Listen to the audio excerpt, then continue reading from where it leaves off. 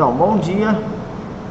Hoje a gente vai falar sobre legislação agrária e ambiental. Na verdade, iniciar a nossa disciplina de legislação agrária e ambiental. Lembrando que esse primeiro momento eu vou fazer a explicação dos temas e depois a gente vai abrir para o nosso bate-papo, né? Tirar dúvida, conversar sobre mais aleatórios sobre os temas do material. Lembrando que a apostila de vocês está disponível no portal. Esse material depois vai ficar disponível também para vocês. Posso colocar no grupo para que vocês também acompanhem de forma melhor sistematizada o material. Como vocês sabem, eu sou o professor Avimael Oliveira e a gente vai começar com a questão do direito ambiental aplicado ao agronegócio. Quando a gente fala em direito ambiental, a gente tem uma série de legislações que estão ligadas, né, obviamente, ao meio ambiente, que impactam direto e indiretamente as questões do agronegócio, porque o agronegócio tem atividades no campo e na cidade também que precisam ser regulamentadas, precisam observar vários critérios dentro das legislações ambientais. Mas para a gente começar a falar de legislação agrária ou ambiental, a gente precisa se reportar primeiro a maior de todas as legislações brasileiras, que é a nossa Constituição, né, vigente de 1988. Ela é o guarda-chuva das legislações no Brasil. Nada pode se opor a ela, né? Pode haver mudanças com emendas à Constituição, mas partindo do pressuposto da Constituição, a gente observa que no artigo 225 ela traz o seguinte texto: todos têm direito ao meio ambiente ecologicamente equilibrado, bem de uso comum do povo e essencial à sadia qualidade de vida, impondo-se ao poder público e à coletividade o dever de defendê-lo e preservá-lo para as presentes e futuras gerações. Então, o artigo 225 é o artigo que trata sobre a defesa do meio ambiente, né? O uso consciente do meio ambiente. Lembrando que esse artigo ele já faz uma referência à questão de desenvolvimento sustentável, porque ele fala em preservar tanto para nós, né, para nossa geração, quanto para futuras gerações. E aí, a gente não pode esquecer que, como eu já falei, a nossa Constituição ela é a lei maior no Brasil. Nada pode se opor a ela, porque senão se torna inconstitucional e aí é barrado, né? O poder judiciário julga essas questões e torna inconstitucional. Então, mas nós temos uma hierarquia das leis no Brasil. Então, partindo da Constituição, nós temos as emendas constitucionais, que são diversas emendas constitucionais, né? Até porque a Constituição foi aprovada em 88, de lá para cá foram feitas várias emendas.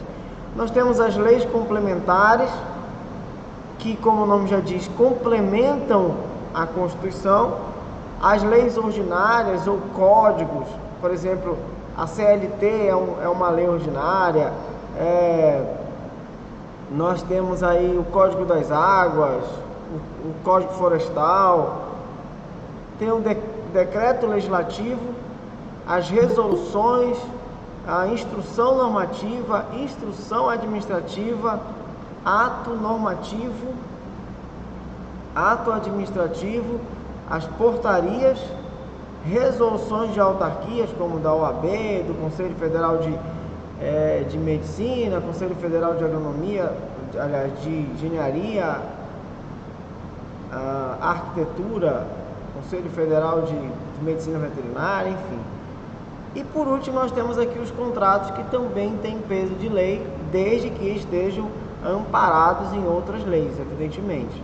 Esse contrato, por exemplo, de arrendamento, de aluguel e tudo mais, quando são amparados por um advogado, assinados por um advogado, eles também têm peso de lei, né? Contam, né? Então, como é que está estruturada as nossas leis? Nós temos os artigos, os incisos, os parágrafos e as alíneas. Então, um exemplo aqui, artigo 12, parágrafo 1º, inciso 1º, a linha A, a linha B, a linha C, enfim.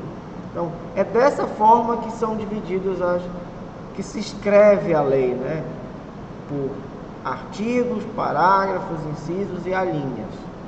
Então, sempre a gente se reporta. É claro que nem todos os artigos têm vários parágrafos, têm incisos, têm alíneas. Alguns artigos nem têm parágrafos, são artigos únicos. E outros têm, né, todas essas divisões. Bom, mas voltando aqui para o enunciado do artigo 225, ele impõe à coletividade e também ao poder público, ou seja, à sociedade, ao poder público. Isso inclui o legislativo, o executivo, o judiciário, o dever de preservar um macrobem ambiental ecologicamente equilibrado. E aí o material de vocês, ele traz uma diferença do que é o macrobem e do que é o microbem. Vocês vão ver lá no material que, como o próprio nome já diz, quando a gente fala de macro, a gente está falando de coisas maiores, né? Nós estamos falando de grandes ecossistemas, biomas, na verdade. E quando eu falo de microbem, eu estou falando de coisas mais específicas, de ecossistemas mais específicos. Então, uma lagoa, por exemplo, uma floresta localizada em um determinado local, enfim. Então, o dever é coletivo de preservar todas essas questões, tanto no macrobem quanto no microbem, ou seja, tanto no local quanto no geral. Então, o poder público deve se preocupar com as implicações que existem.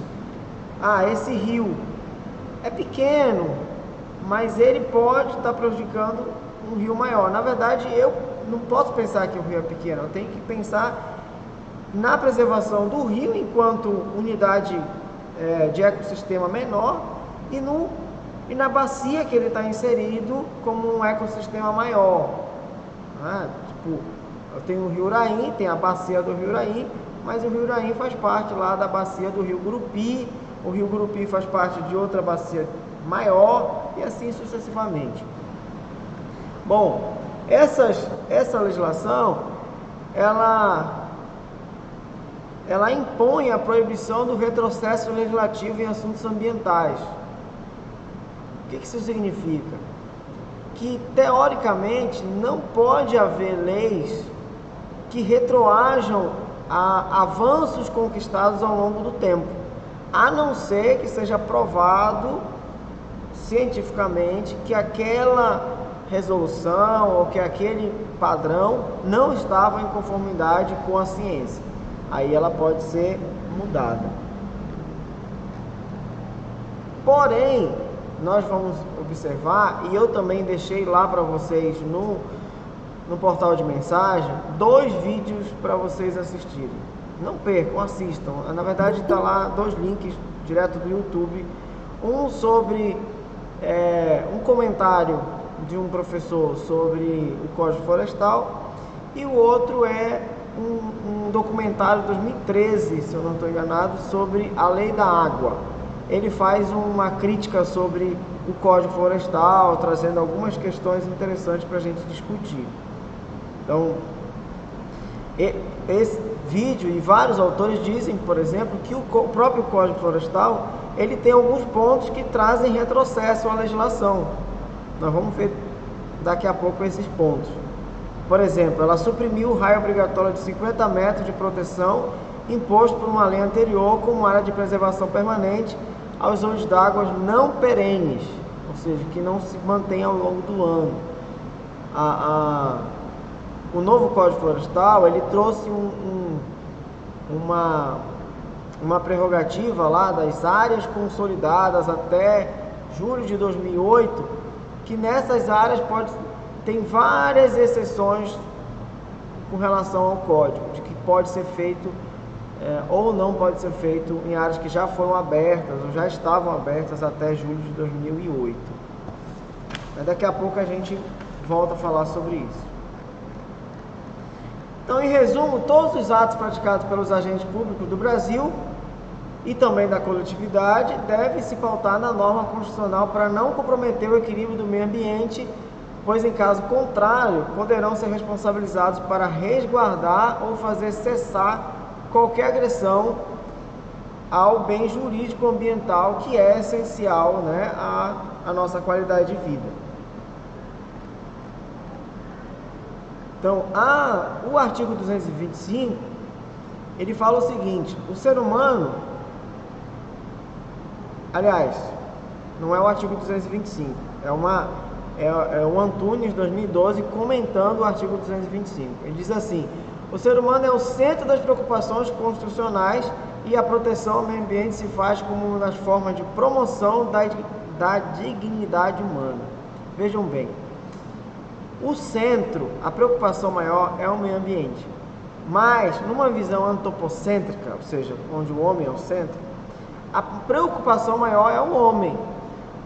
O problema é que quando a gente tem essa visão de que o homem é o mais importante na natureza, a gente acaba dando um tiro no pé. Por quê? Porque com a desculpa do bem-estar do homem, a gente acaba provocando desequilíbrios ambientais que futuramente vão causar problemas para o homem. Então não tem para onde correr, porque nós não estamos numa bolha isolada no meio ambiente, num ecossistema isolado. Nós dependemos, a degradação de ecossistemas que a gente não está presente diretamente também nos afeta, não tem para onde correr. Dessa forma, o direito fundamental é cláusula pétrea para assegurar aos homens a possibilidade de usufruírem de um meio ambiente ecologicamente equilibrado, considerado um bem de uso comum do povo e essencial para se atingir uma vida saudável e digna. O que é uma cláusula pétrea? Esse termo em latim aí, que é fundamental, não pode ser mudada, né? É um pilar de sustentação, é uma diretriz do direito ambiental que não pode ser mudada. Então, quando a gente vai se aprofundar um pouco nessa questão de qualidade de vida, de questões ambientais, ter qualidade de vida vai além de ter alimentos e saúde. Todo tipo de desenvolvimento, inclusive o tecnológico, deve manter o equilíbrio do meio ambiente.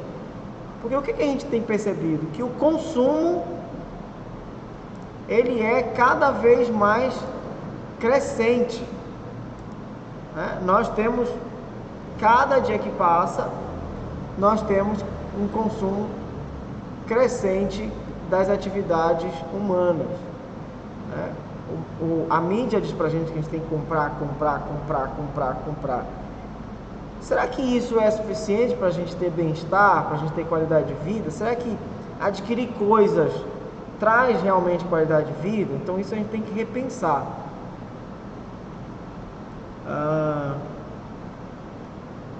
E aí isso gera o princípio da responsabilidade intergeracional ambiental. O que é esse princípio da responsabilidade intergeracional? Ou seja, a responsabilidade coletiva, não só do poder público, mas da comunidade como um todo e também das gerações que se seguem. Porque você já me conviu comigo que nós estamos vivendo numa geração da tecnologia, uma geração onde tudo é tecnológico e tudo rápido entra em obsolência, ou seja, não serve mais. Comprei um celular, 1 ano de uso, já está super ultrapassado, tem que ter um novo, porque tem que ter uma câmera nova, tem uma função nova, e esse é descartado. E com isso a gente gera muito lixo.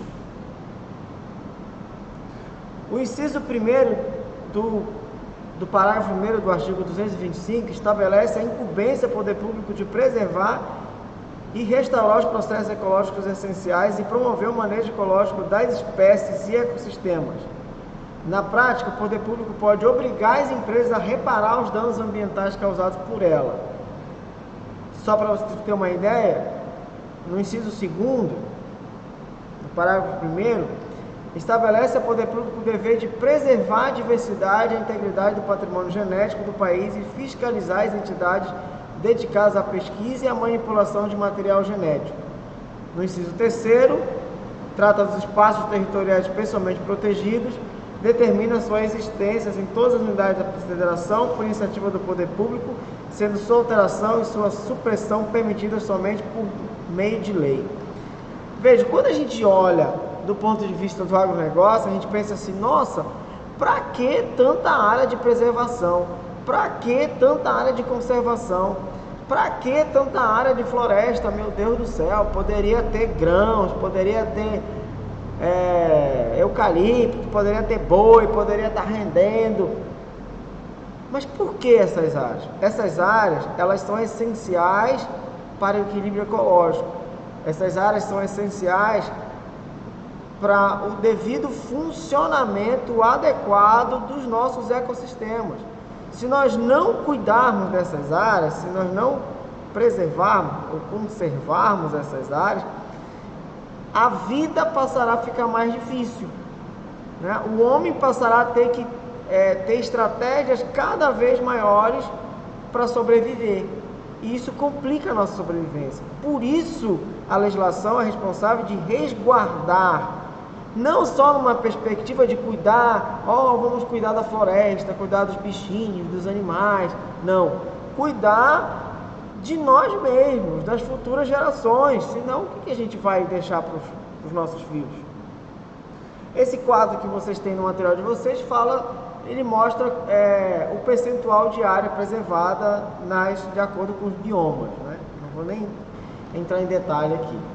Aí nós temos outras formas de conservação, que vamos falar melhor daqui a pouco, que são as áreas de preservação permanente, as APPs, e a reserva legal, os jardins zoológicos e botânicos. Nós temos em Belém, né, o Jardim Botânico lá, Rodrigues Alves, lá no Almirante Barroso, acho que é Rodrigues Alves, os hortos florestais, as zonas de amortecimento, os corredores ecológicos, as reservas da biosfera, as terras indígenas, os territórios quilombolas, e bem como as áreas do patrimônio nacional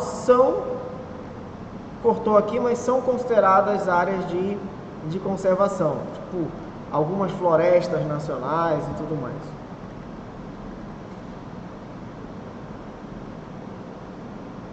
Bom, o poder público, como eu falei anteriormente, ele pode exigir de quem está causando significativa degradação.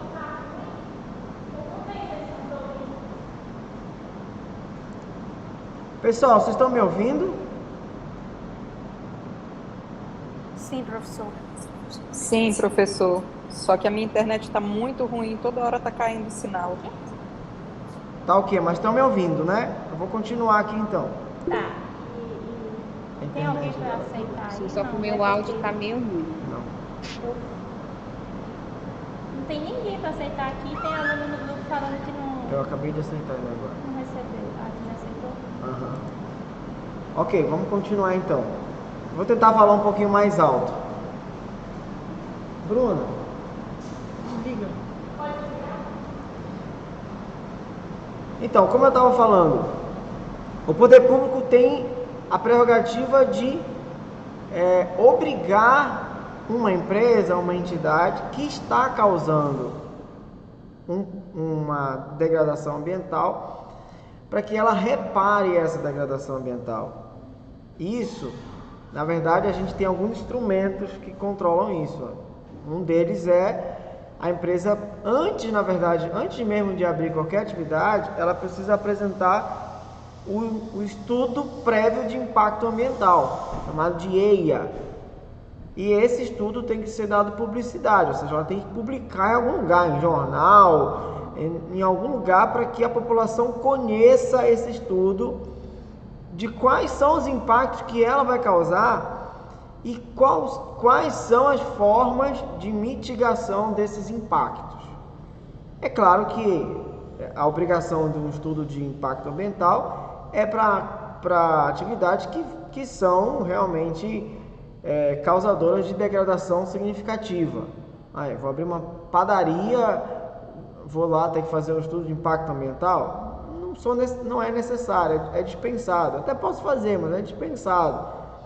Desde que não seja de repente uma mega padaria aí que eu vou fazer em cima de uma área de aterro de não sei o que. Aí cada caso é um caso, entendeu? Mas a padaria em si não seria o problema, seria o problema onde ela está. Ou eu vou fazer um frigorífico. Um frigorífico tem um potencial muito grande de causar degradação por conta dos resíduos que sobram. Então eu preciso de um estudo de impacto ambiental. Para fazer o estudo do impacto ambiental, a gente tem esse processo aqui, ó. São colhidas informações gerais, é feita a caracterização do empreendimento, a área de influência do empreendimento, ou seja, se eu vou despejar no esgoto, até onde vai ter influência esse esgoto. É feito um diagnóstico ambiental, análise dos impactos ambientais a partir desse diagnóstico, as medidas mitigadoras, ou seja, o que a empresa vai fazer para minimizar os impactos, e um programa de monitoramento, ou seja, constantemente monitorar para saber se os índices foram alcançados, se a empresa está conseguindo minimizar esses impactos. Desse processo todo é elaborado um relatório de impacto ambiental, que é o RIMA. Então a empresa ela precisa prestar conta com esse RIMA o tempo todo. Na verdade é assim, eu quero abrir um frigorífico. Então quais são os passos da questão ambiental? Claro, eu vou procurar os órgãos ambientais competentes. A gente tem uma coisa interessante no nosso município que muita coisa já é municipalizada, ou seja, a Secretaria Municipal de Meio Ambiente consegue resolver, apesar de que nós temos aqui também a Secretaria Estadual de Meio Ambiente, uma representação dela. Então funcionam em conjunto aí os dois órgãos. Mas eu preciso ter uma licença prévia. O que é essa licença prévia? Nessa licença prévia eu vou fazer o estudo de impacto ambiental, eu vou fazer todo um processo para que eu comprove para o poder público que esse impacto que eu vou causar, ele tem resultado positivo para a sociedade e que eu vou conseguir diminuir os efeitos negativos dessa minha atividade. A partir disso, então, eu tenho uma licença prévia, uma licença de instalação, que vai ser acompanhada para saber se realmente eu estou fazendo aquilo que eu disse que eu ia fazer. E depois de instalado, eu tenho uma licença de operação. Essa licença de operação pode ser cancelada a qualquer momento, caso sejam quebrados os princípios básicos, né, de funcionamento. E ela é renovada periodicamente. A realização desse instrumento de controle, no caso o estudo de impacto ambiental, será exigida pelo poder público de acordo com a divisão de competências administrativas estabelecida na Lei Complementar 140 de 2011. Nesse caso, só para atividades com significativa impacto de degradação. Também tem amparo na resolução do CONAMA 001 de 1986.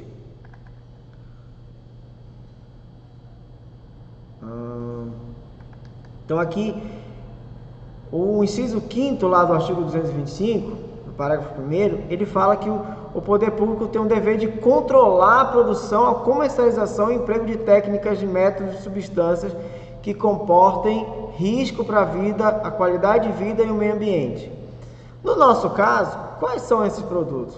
Os agrotóxicos em geral, né? Os defensivos agrícolas.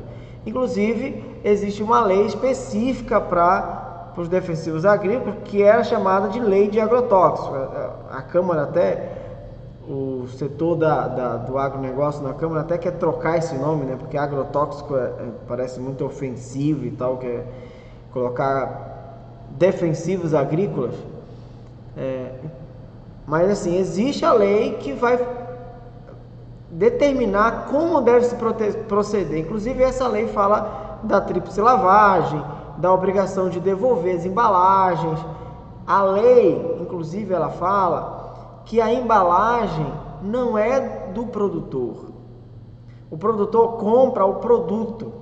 Ele tem a obrigação de devolver a embalagem, porque não é dele. Ela deve ser devolvida, deve ser recolhida. Aqui nós temos um centro de recolhimento de embalagens, que é a CAP, fica ali perto da Juparanã, na PA 256.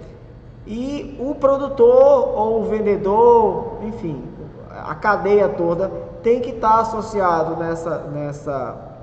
nesse centro de recolhimento para poder recolher esse material, né? Porque não pode ser usado para outros fins. Lá eles reciclam e fazem, por exemplo, tubulações de esgoto, de caixa de descarga, né? Coisas que não vão usar, que não vai ser usado, por exemplo, para água potável, esse tipo de coisa. E a gente tem também a Lei 11.105 de 2005, que é a Lei de Biossegurança. Essa lei, ela regulamenta vários processos, ela inclusive tem sido motivo de discussão, porque precisa ser atualizada e tudo mais, mas ela fala, entre outras coisas, sobre a questão dos transgênicos, né? Essa discussão sempre está em pauta, ela já foi até, inclusive, feita algumas emendas para essa legislação quanto a essa questão dos transgênicos. Não sei se vocês já viram, todo o material transgênico tem que ter o Tzinho lá na embalagem. Eles querem tirar essa obrigação de ter esse Tzinho mostrando que tem transgênico naquele produto, mas até agora ainda não foi tirado. No âmbito educacional, o poder público tem compromisso de promover a educação ambiental nas entidades educacionais, né? Isso aí está instituído na Lei 9.795, que cria a Política Nacional de Educação Ambiental, a PNEA.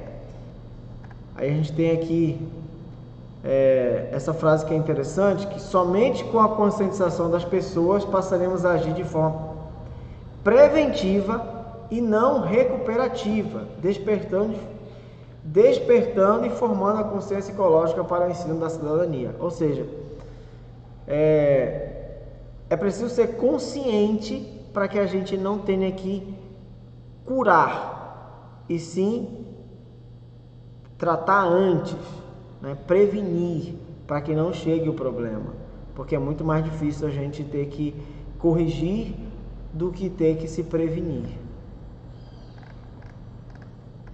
Isso aqui parece aquelas campanhas, né, do Ministério da Saúde, previna-se sempre e tal, mas é isso mesmo. Então olha só, concordando com o EIA, o RIMA, como eu falei ainda agora, o parágrafo 2º lá do artigo 225, ele determina que aquele que explorar recursos minerais fica obrigado a recuperar o meio ambiente degradado de acordo com solução técnica exigida pelo órgão público competente na forma da lei. Então, por exemplo, a Hidro, ela é obrigada a fazer a recuperação das áreas. Então, tem todo um procedimento. Até porque o subsolo brasileiro, ele não é de quem compra a área. O subsolo é da União. Então, quando eu compro uma área, eu comprei uma fazenda. Ah, se eu achar petróleo lá é meu. Não, não é meu. Se eu achar ouro lá é meu. Não, não é meu. Porque eu estou comprando o uso e direito de ocupar o solo. A camada superficial de terra que recobre a crosta terrestre. Tudo que tem no subsolo não é meu, é do governo. Então, pode haver interesse de conflito. Eu tenho uma fazenda, mas ela tem uma reserva grande de algum mineral e alguma empresa requer esse uso desse mineral junto ao governo, e aí o governo vai avaliar o que é mais importante, se é a exploração do mineral, se é a fazenda. E aí vai para uns embates jurídicos e tudo mais, o cara pode perder a fazenda para a questão mineral. Mas essa empresa fica obrigada a recuperar essa área com o passar do tempo. Mas a gente vê aqui alguns casos, né? Ali na Canaã dos Carajás, na Serra Pelada e tudo que é quase impossível de recuperar, né? Porque o processo de exploração foi tão grande que não tem muito o que fazer. Ó, ainda no artigo 3º, aí diz o seguinte: as condutas e atividades consideradas lesivas ao meio ambiente sujeitarão os infratores, pessoas físicas ou jurídicas, a sanções penais e administrativas, independente da obrigação de reparar os danos causados. Ou seja, ele pode sofrer sanção penal e criminal. Ele pode responder administrativamente, pagando multa, serviço comunitário, sei lá o quê, mas ele pode ser preso também por causar danos ambientais. E alguns danos ambientais não são passíveis de fiança. A pessoa vai presa mesmo, independente de dolo ou culpa. Já viram aquela questão? Se é doloso, se é culposo? Ou seja, doloso é com a intenção de fazer, culposo sem a intenção. Ele fez, mas não tinha intenção, não teve... não é que não teve culpa, mas não teve a intenção de fazer. Desproposital, né? E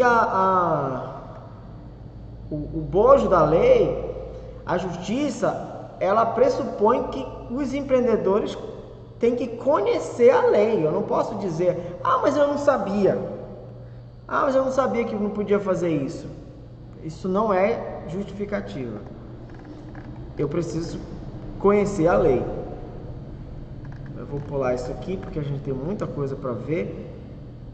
É claro que a Constituição também, né, no artigo 1º, então logo no começo da Constituição, ela fala sobre a livre iniciativa ao trabalho, né?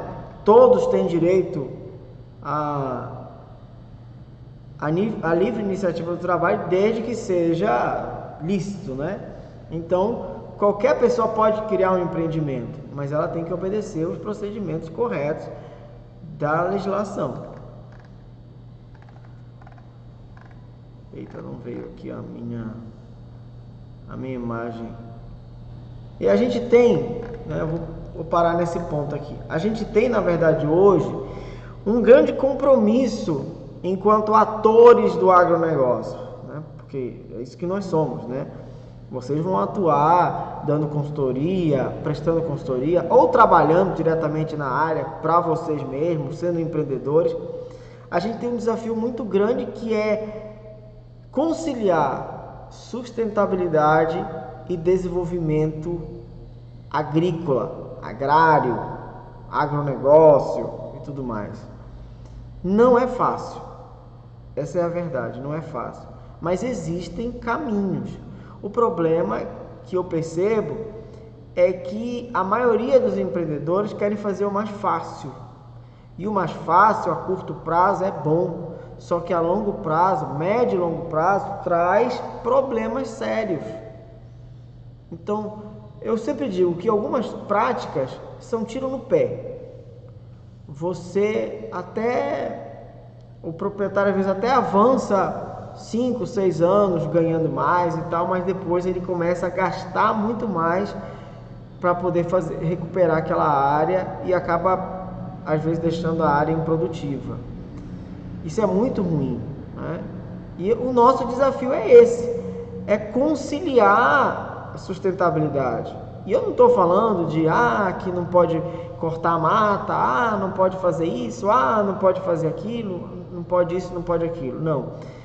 Eu estou falando de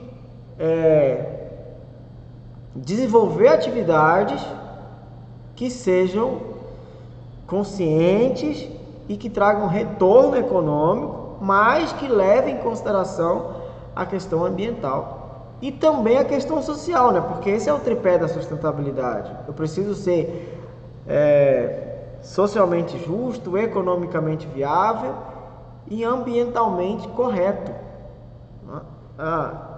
O processo precisa levar em consideração os 3 vertentes, porque senão vou estar só levando em consideração a economia e não estou gerando emprego direito, a minha economia, na economia da empresa, e estou degradando o meio ambiente. Então a gente tem que pensar, né, nesses três viés aí. A gente tem alguns modelos sustentáveis de produção. Aqui eu trouxe uma horta em mandala, que é um sistema que preza pela diversificação de produção. Aqui eu tenho uma horta em círculo, né, onde eu tenho cultivo de vários vegetais e no centro uma criação animal. Inclusive em um dos vídeos que eu mandei para vocês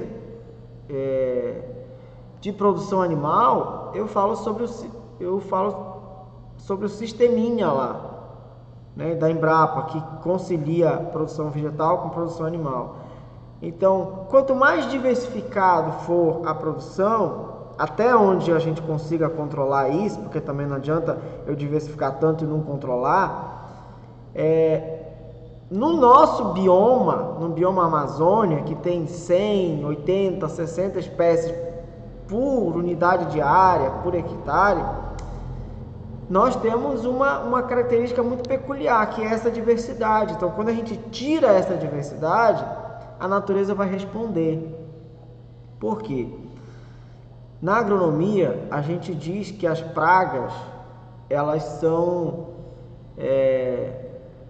populações de insetos, de animais, de forma geral, que estão causando dano econômico, que fugiram ao controle e estão causando dano econômico. Mas quando a gente olha de uma perspectiva ecológica, o que é uma praga? Uma praga é uma resposta ambiental a um desequilíbrio. É uma resposta da natureza a um desequilíbrio ambiental. Porque a natureza, naturalmente, ela quer diversidade. E aí ela vai responder, seja com uma infestação de insetos, seja com uma proliferação de uma planta espontânea ou daninha, como queiram chamar. De alguma forma ela vai tentar responder para voltar ao equilíbrio anterior. E claro, também a gente tem que balizar pelo bem-estar da coletividade. Eu preciso produzir, eu preciso controlar esses insetos, eu preciso manter alimento para a população.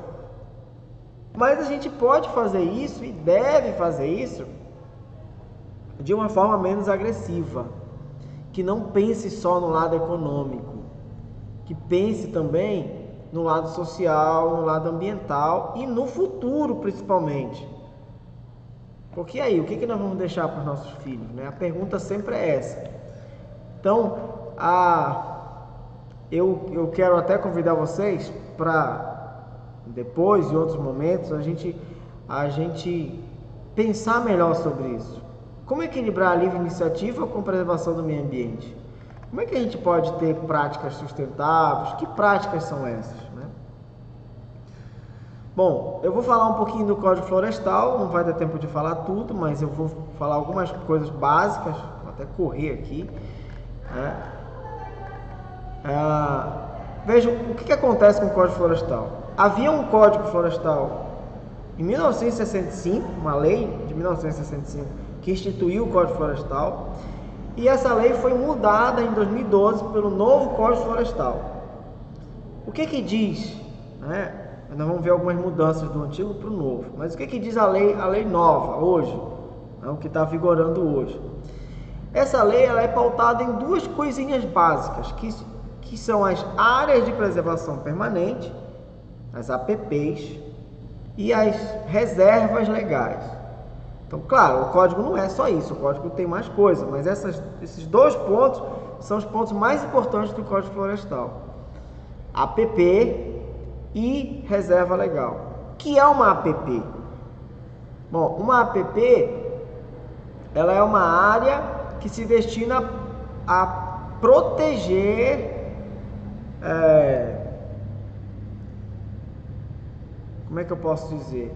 A proteger ecossistemas fragilizados. Essa é a função da APP.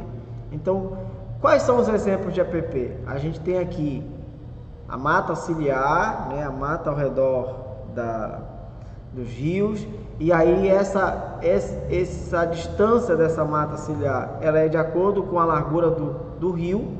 Então, para rios de 10 metros, ela precisa ter no mínimo 30 metros, para rios de 10 a 50 metros, ela precisa ter 50 metros, para rios de 50 a 200 metros, ela tem que ter 100 metros, para rios de 200 a 600 metros, ela precisa ter 200 metros, e para rios acima de 600 metros, ela precisa ter 500 metros. Eu preciso deixar. É claro que existem casos onde existe autorização específica para uso dessas áreas, portos. O cara é ribeirinho, vai morar lá na beira do rio, desmatou a área da beira do rio, então ele tem uma particularidade por ser ribeirinho, então ele tem que fazer ali na margem do rio, não vai ser penalizado por isso. As áreas de nascente também são APPs, né? Fica delimitado aqui um raio de 50 metros das nascentes, né? A gente vai ver que existe uns detalhezinhos aí que a legislação, eu falei ainda agora, o Código Florestal, ele abriu um precedente, um grande precedente, para áreas que já estavam abertas até julho de 2008. Ele chama essas áreas de áreas antropizadas. Então é como se ele desse uma anistia, um brinde, né, para quem tinha área aberta até essa data. A partir daí, a regra é mais rígida. Então, até 2008, quem abriu área tem umas regras mais flexíveis. De 2008 para frente, o negócio é mais apertado. Aí nós temos as encostas a partir de 45 graus, as restingas, que são áreas de passagem, né, ali das praias para outros ecossistemas, os mangues também. E topos de morro, montanhas e serras. Aqui eu tenho essa imagem, ela está antecipada, porque eu vou falar daqui a pouco de reserva, né? Mas aqui eu tenho uma ilustração de uma área onde eu tenho aqui algumas nascentes, que são APPs, né? Rios, margem de rios aqui, e a reserva legal, que é uma área destinada à preservação daquele ecossistema, né? Dos animais, dos vegetais e tudo mais. Então, o que é uma APP? A área de preservação permanente é a área protegida, coberta ou não por vegetação nativa, com a função ambiental de preservar os recursos hídricos, a paisagem, a estabilidade geológica e a biodiversidade, facilitar o fluxo gênico da fauna e da flora, proteger o solo e assegurar o bem-estar das populações humanas. Essa é a função de uma APP. Isso é uma APP, uma área de preservação permanente. Aí eu já... uma coisa também que o novo Código Florestal trouxe é que eu posso averbar áreas. O que é isso? Eu tenho uma área, por exemplo, aqui de 1.000 hectares. O que a legislação diz? Que eu tenho que ter 80% de reserva. Vamos já ver isso aqui na prática, né? No papel aí. 80% de reserva na Amazônia legal. Mas eu fiz o contrário, eu abri 80%, preciso repor. A legislação, ela abre uma prerrogativa que eu posso comprar uma outra área, desde que seja no mesmo bioma, com a mesma fisiografia, ou seja, a paisagem parecida, e averbar, ou seja, vou lá no cartório e digo, olha, essa área que eu comprei aqui lá em Afuá, nossa, fui longe agora, né? Lá em Alenquer, Almeirim, lá não sei aonde, que é mais barato, e vou averbar a área que eu tenho aqui em Paragominas. Então, a peso de lei é como se essas duas áreas fossem a mesma, porque uma vai servir de reserva para a outra. Essa prerrogativa é para as reservas. A APP eu preciso recompor, não tem para onde correr. Se eu tenho um rio, eu tenho que resguardar as margens desse rio.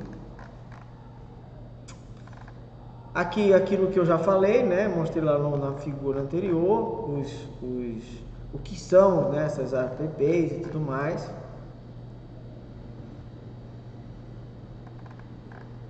falei também.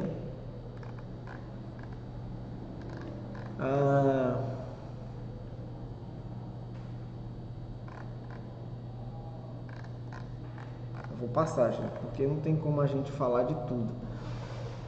Bom, o Código Florestal ele diz o seguinte, que se ocorrer desmatamento e vegetação localizada em APP, os responsáveis pela ação estarão obrigados a promover a recomposição da área, ressalvados os usos autorizados pelo Código Florestal. Então, eu posso ter um problema seríssimo na minha área, né? A gente fala assim, essa área tem PRODES, né? O que é um PRODES? Um PRODES é um processo de desmatamento. Foi captado pelo satélite, o satélite observou, registrou e ali naquela área tem um desmatamento ilegal. Então, PRODES é sinônimo de desmatamento ilegal, não tinha autorização para fazer. E isso dá um problema sério, sério mesmo. Uma área com PRODES ela é difícil de regulamentar, é complicada. Você praticamente inviabiliza a área para financiamento, para um monte de coisa. Por isso que a gente tem que observar, quando for comprar uma área, observar se essa área não tem PRODES. Porque aí você depois vai ter problema para regularizar essa área. Então, se ele desmatou, ele vai precisar recompor. E aí as multas são bem pesadas. O pessoal do meio ambiente não deixa barato, não. Na verdade é assim, quando eu falo pessoal do meio ambiente, eu estou falando em relação a Paragominas, que é eu posso dizer que é um exemplo de cobrança ambiental no estado. A gente tem município aí que não faz esforço para cobrar as questões ambientais. Ou seja, só ocorre mesmo quando quando existe denúncia no Ministério Público, o Ministério Público vai lá, faz pressão, a Justiça manda a polícia e tudo mais, e aí acontece alguma coisa. Mas aqui em Paragominas o negócio é bem mais sério, bem mais complicado. Meus colegas lá da Secretaria de Meio Ambiente, eles são bem profissionais nesse quesito, né? Vão a fundo, investigam, são bem atuantes também.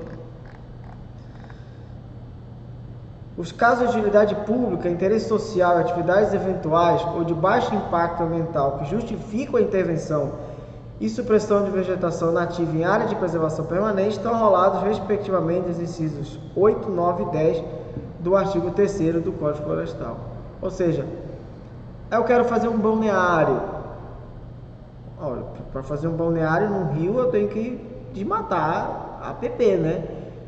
Mas aí, quais são os resultados positivos desse balneário? Vai promover o bem-estar público, né? O bem-estar coletivo, o direito ao desporto, ao lazer. Então, são direitos constitucionais também. E aí eu tenho que pesar na balança, vou fazer o estudo de impacto ambiental e o poder público vai decidir se compensa ou não autorizar esse meu balneário, sei lá, essa minha abertura. Ou eu quero fazer um porto ou algo parecido. Ou, por exemplo, a exploração de tanques-redes no rio, coisas dessa natureza, precisam de autorização.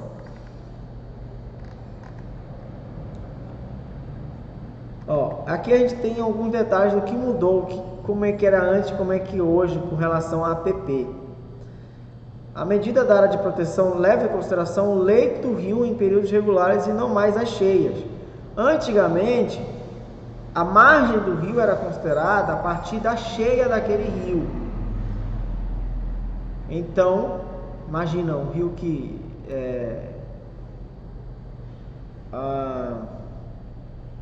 o rio Xingu, que na cheia alaga tudo lá, Marabá, Altamira. Então, se eu considerar a maior cheia, ou a cheia do rio, uma série de áreas eram área de preservação permanente. Então, o novo código disse não. Agora, o que vale é a média, né,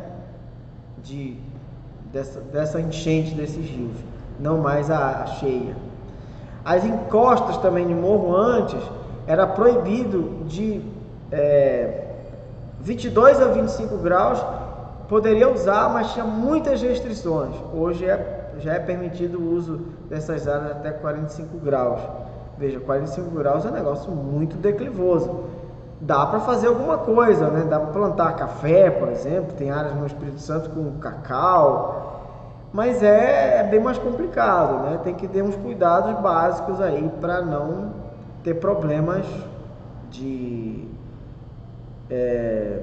deslizamento de terra.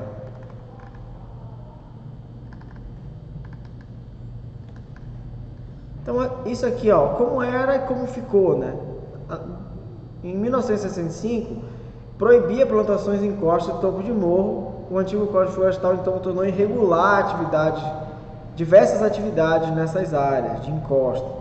O novo código disse não, é possível fazer desde que observe isso, isso e isso. A gente tem que ter muito cuidado com essas áreas, né? Agora passando para a reserva legal. O que é uma reserva legal? A área localizada no interior de uma propriedade ou posse rural, com a função de assegurar o uso econômico de modo sustentável dos recursos naturais do imóvel rural, auxiliar a conservação e a reabilitação dos processos ecológicos e promover a conservação da biodiversidade, bem como o abrigo e a proteção de fauna silvestre e da flora nativa. Essa é a função da reserva legal.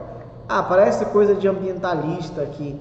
Isso aqui é a partir de estudos científicos, de uma série de coisas. E olha que a galera que fez o Código Florestal, a sua maioria eram da bancada ruralista, né? A pressão da bancada ruralista foi muito grande em cima do Código Florestal. E a gente tem esse texto, né, falando sobre a questão da importância dela. Como é que era antes e o que mudou? Em 65, na Amazônia, eu tinha a obrigação de preservar 80%, sem nada menos, nada menos, né? No Cerrado, 35%, e nos outros biomas, 25%. O que mudou? O novo código continua dizendo que a Amazônia é 80%, o Cerrado 35%, outros biomas 20%. Mas ele cria algumas prerrogativas, aquilo que eu falei, áreas consolidadas até julho de 2008, podem ser exploradas até 50%. Na prática, isso significa o quê? Significa que se eu tenho uma área que foi aberta até 2008, até julho de 2008, 50% dela foi aberta, eu posso usar esses 50%. Se abriu 60, estava aberta a 60, não posso usar 60, posso usar até 50. Se ainda estiver aberta, eu tenho que recompor 10. Estava aberta 40%, eu posso chegar a 50? Não, porque é até 50. Estava aberto 25%, eu posso chegar em 50? Não, eu posso usar só os 25%. Né, que a legislação ela fala que eu posso usar 20% da área, mas essa prerrogativa me dá direito a usar até 50%. Aí outra questão é que propriedades pequenas, até 4 módulos fiscais, o que é o módulo fiscal? Para a gente entender aqui, isso é legislação agrária, isso está lá no Código de Terra. A gente tem o módulo rural e o módulo fiscal. Até pulei aqui, no material de vocês tem isso. O módulo rural é um tamanho de área que dá para desenvolver uma atividade agrícola com retorno. Então, a pecuária de corte. Qual seria o tamanho ideal para a pecuária de corte? Tantos hectares. Pecuária de leite, tantos hectares. Para fruticultura, tantos hectares. Para horticultura, a horta, tantos hectares. Então tem um módulo rural para cada atividade. E o módulo fiscal é a média desses módulos rurais de um município. Ora, se o município tem aptidão de gado, o módulo fiscal vai ser influenciado pelo módulo rural do gado. No nosso caso, isso acontece. Nosso módulo fiscal são 55 hectares. Então, 4 módulos fiscais dá 220 hectares. Mas Altamira, tem uns locais aí que chega a ser 100 hectares o módulo fiscal. O módulo fiscal. Então, 4 módulos vai dar 400 hectares. Por quê? Porque lá a aptidão é mais para pasto, para gado de corte. Então, o módulo fiscal foi influenciado pelo módulo rural predominante naquela região. E essa questão de módulo fiscal, ela também caracteriza a agricultura familiar, porque o agricultor familiar, ele só pode ter até 4 módulos fiscais. Tem outras coisas também que caracterizam a agricultura familiar, né? A mão de obra tem que ser essencialmente familiar, as contratações têm que ser eventuais, tem um teto de gasto, tem uma lei que fala só sobre a agricultura familiar. Então aqui aquilo que eu falei, como que era antes? 80% de reserva na floresta, na Amazônia, 35% no Cerrado, demais biomas 20%. Continuou dessa forma e incorporou as APPs aqui dentro, porque o Código Florestal Antigo ele dizia o seguinte, é 80% de reserva, mas se tiver APP em área aberta, não conta como reserva, conta como APP. Então, por exemplo, se eu tinha 3% da minha área de APP em área aberta, eu tinha que guardar 80% mais os 3%, ou seja, 83% da área. Realmente era muita coisa. Hoje não. Hoje a APP, ela conta nos 80% de reserva, nos 80%, nos 35% ou nos 20% de reserva. As áreas poderão ser somadas desde que não impliquem conversão das áreas para uso alternativo do solo. Então, como é que era antes? Não mencionava regra exclusiva para propriedades com até 20 hectares. Como ficou hoje? Os imóveis de agricultura familiar permite-se incluir como reserva legal áreas como árvores frutíferas e ornamentais, ou seja, trocar a mata nativa por uma plantação. Então, o agricultor familiar, vejam bem, ele recorre em duas questões. Se ele já tinha aberto a área até 2008, ele também tem a prerrogativa de poder usar 50% dessa área. Se ele não abriu, ele pode abrir. Ele pode, inclusive, trocar toda a mata dele por áreas de cultivos perenes. Plantar ali o açaí, um cacau, alguma outra coisa. Tanto que mantenha a vegetação. Para isso, ele precisa de uma autorização nos órgãos ambientais. Mas na prática, o poder público faz vista grossa para as áreas de agricultura familiar, para os assentamentos. Porque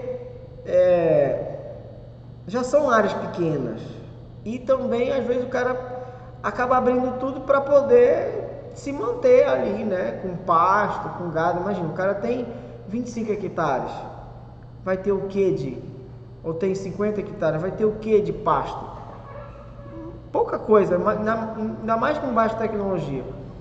Então, só vai mesmo quando tem algumas, como é que se diz? Denúncias. Acontece muito de grandes produtores comprarem áreas de pequenos produtores, área de assentamento.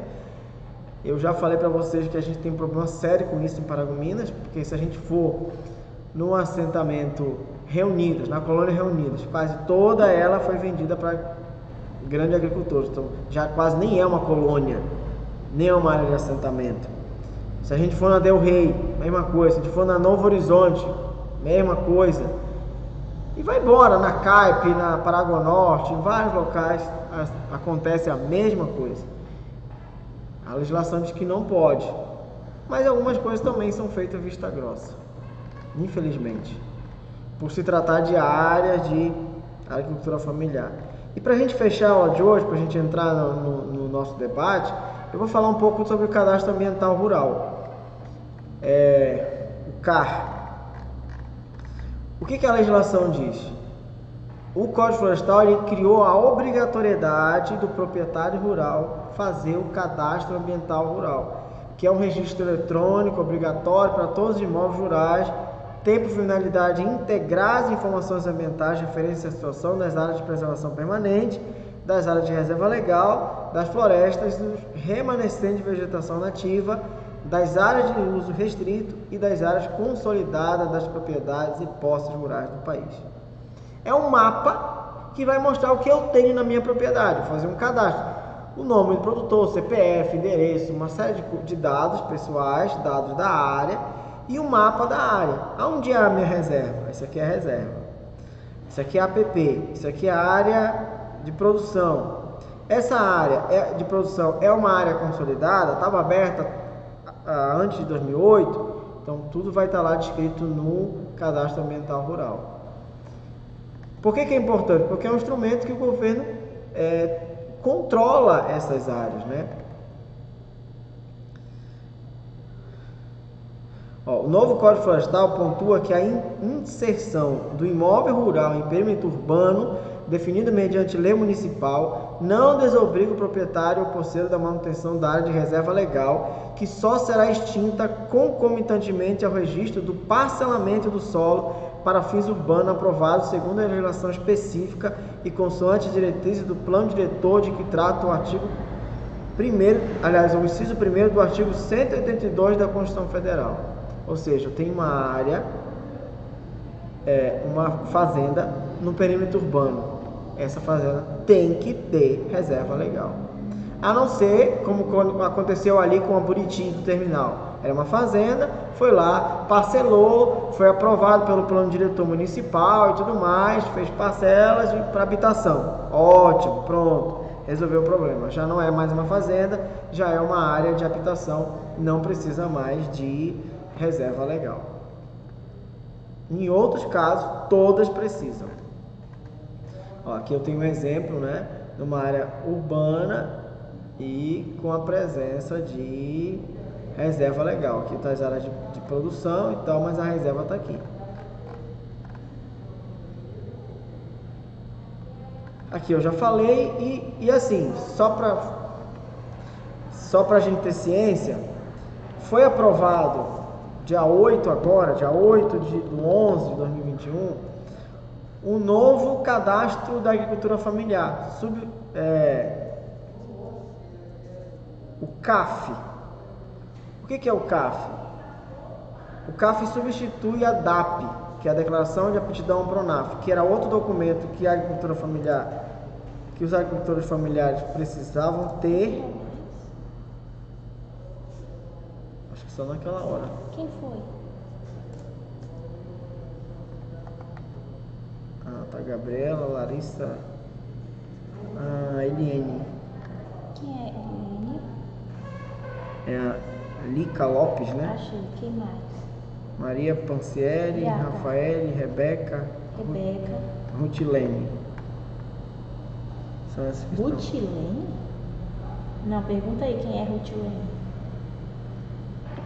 Quem é Rutilene? Pessoal, quem que é Rutilene Almeida?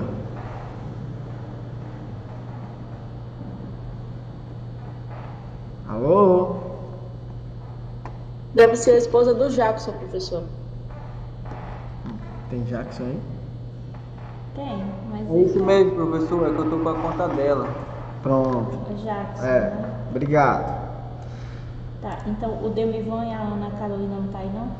O Demivan e a Ana Carolina não estão? Não, né? Então só esses dois, tá? Ótimo. Certo. Eu vou já abrir para a gente fazer as nossas observações. Só vou finalizar aqui, porque eu falei do decreto, né?